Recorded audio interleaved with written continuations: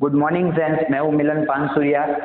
CU academy हमारी जो नई चैनल है, आप सबका उसमें स्वागत करता हूँ। ओके, तो जैसा कि हम बात कर रहे थे कि आज हम नया टॉपिक न्यूक्लियर फिजिक्स का पढ़ने वाले हैं। एक्चुअली ये फिजिक्स का हमारी चैनल में फर्स्ट टॉपिक है, तो मैं एक्सपेक्टेशन रखता हूँ आपसे कि आप यहाँ पे ध्यान रखें और समझे। ठीक है, तो जैसा कि हम न्यूक्लियर फिजिक्स में नया टॉपिक शुरू करने वाले हैं, प्रोपोर्शनल काउंटर। ठीक है, ओके। तो लास्ट वीडियो में या फिर कहीं पे भी आपने या फिर आपकी बुक में भी देखा होगा कि प्रोपोर्शनल काउंटर जैसा ही एक होता है आयोनाइजेशन चेम्बर। ठीक है, तो आयोनाइजेशन चेम्बर भी क्या करता है, वो भी आयोनाइज पार्टिकल को डिटेक्ट करता है। यहाँ पे प्रोपोर्शनल काउंटर है, वो भी क्या करेगा, वो भी आपके आयोनाइज पार्टिकल्स को डिटेक्ट करेगा। ठीक है, लेकिन दोनों में फर्क क्या आएगा, दोनों तो सेम ही डिटेक्टर है। ठीक है, तो दोनों में फर्क क्या है, लेकिन कई बार क्या होता है कि आपके जो पार्टिकल्स होते हैं उसकी जो एनर्जी होती है, उसकी जो आयोनाइजेशन एंथैल्पी होती है या फिर एनर्जी होती है, वो क्या होती है, एकदम लो होती है।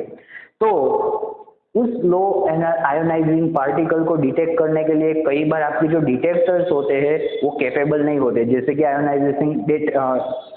आयोनाइजेशन डिटेक्टर या फिर चेम्बर।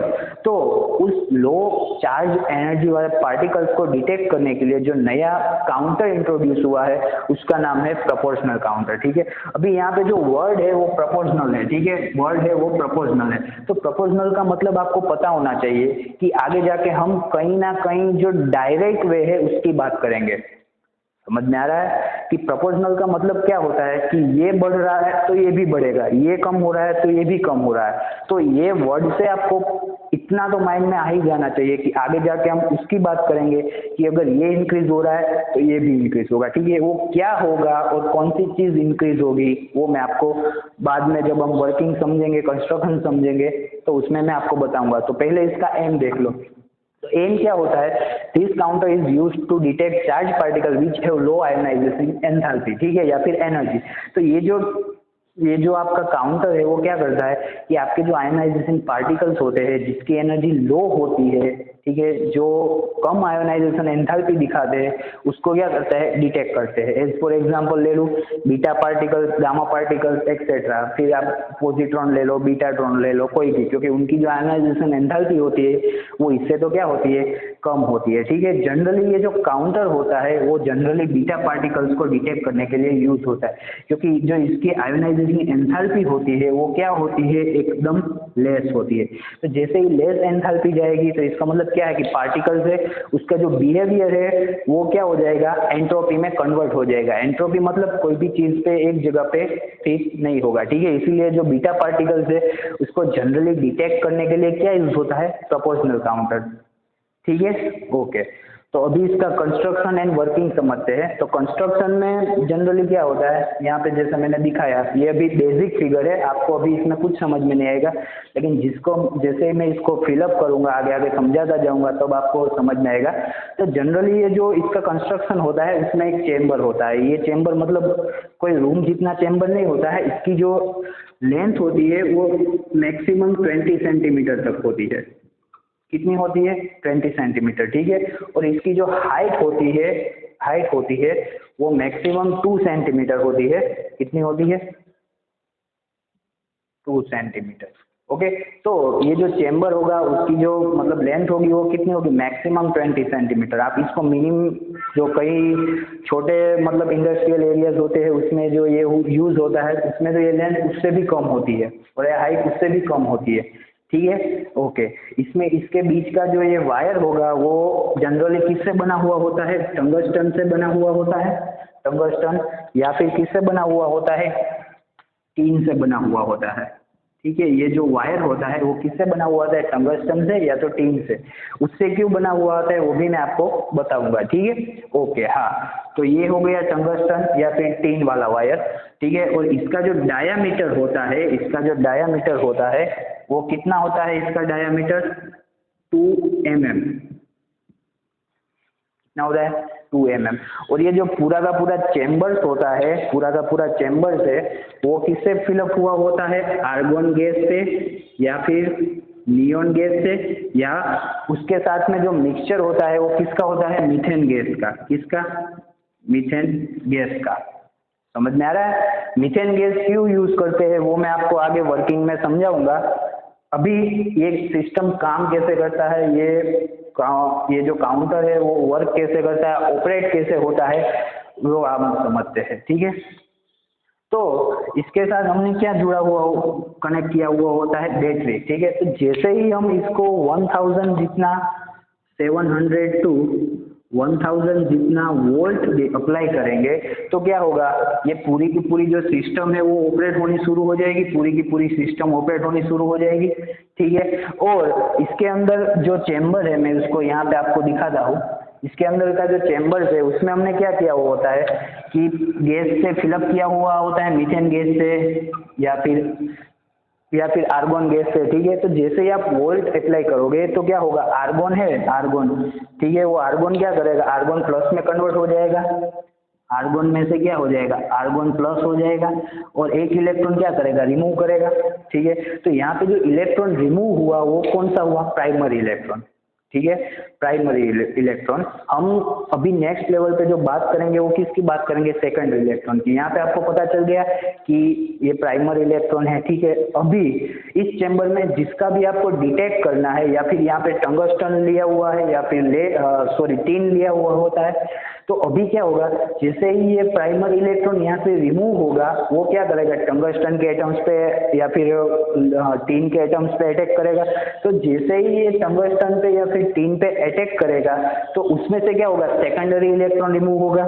समझ में आ रहा है कि जैसे ही ये जो इलेक्ट्रॉन है, इलेक्ट्रॉन वो जैसे ही डब्ल्यू पे अटैक करेगा तो वो क्या होगा, -2 हो जाएगा और +2 इलेक्ट्रॉन रिमूव होगा। तो अभी जो यहाँ पे 2 इलेक्ट्रॉन हुआ उसको हम क्या बोलते हैं, सेकेंडरी इलेक्ट्रॉन। ये 2 सेकेंडरी का नहीं है, 2 इलेक्ट्रॉन रिमूव किया इसके लिए है। समझ में आया, तो यहाँ पे जो 2 इलेक्ट्रॉन रिमूव हुए हैं उसको हम क्या बोलते हैं, सेकेंडरी इलेक्ट्रॉन।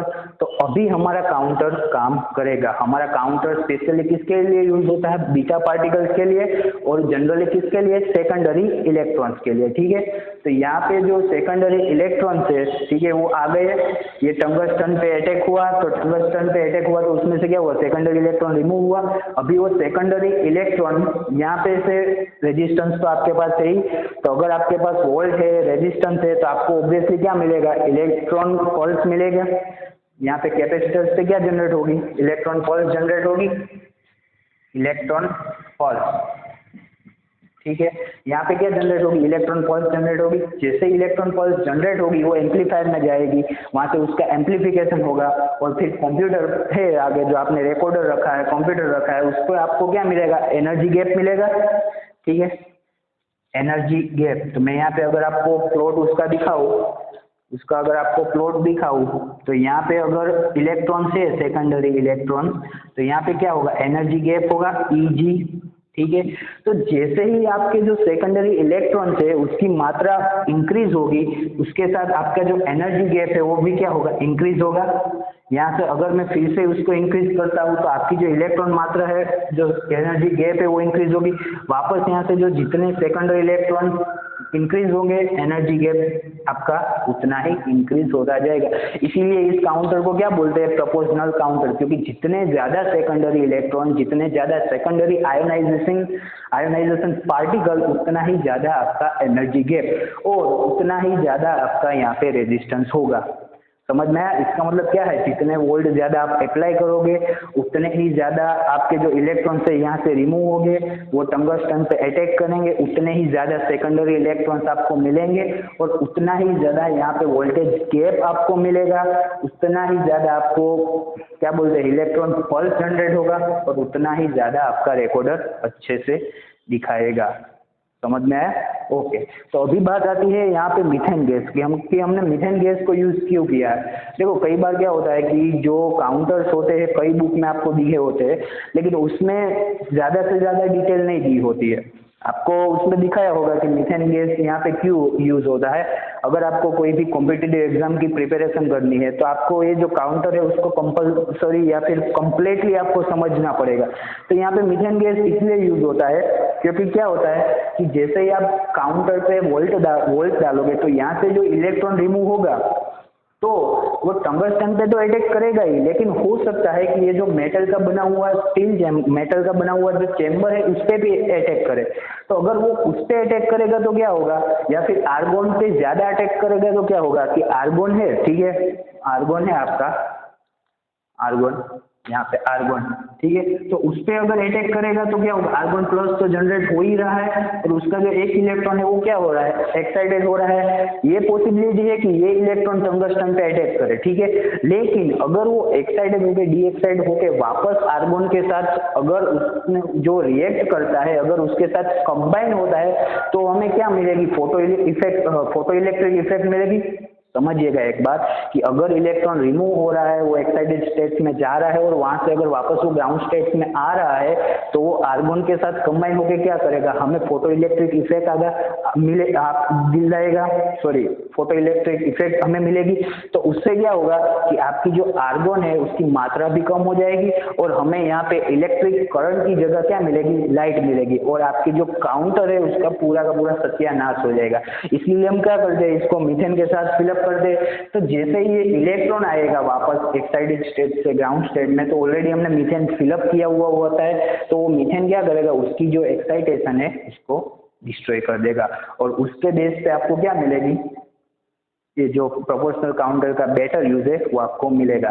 तो ये हो गया प्रोपोर्शनल काउंटर का वर्किंग प्रिंसिपल। अगर कुछ भी डाउट है तो हमारी जो चैनल है शिव एकेडमी, उसमें आप कमेंट करके बता सकते हैं, ठीक है, या फिर आप मुझे या फिर हमारे जो अरविंद सर है उनको भी बता सकते हैं, या फिर मेरा जो नंबर है 8238635337 उस पर भी आप डायरेक्ट मैसेज कर सकते हैं। और अगर उस पर भी नहीं जाना है तो हमारा इंस्टाग्राम पे पेज भी है शिव एकेडमी करके, उस पर भी आप डीएम कर सकते हो।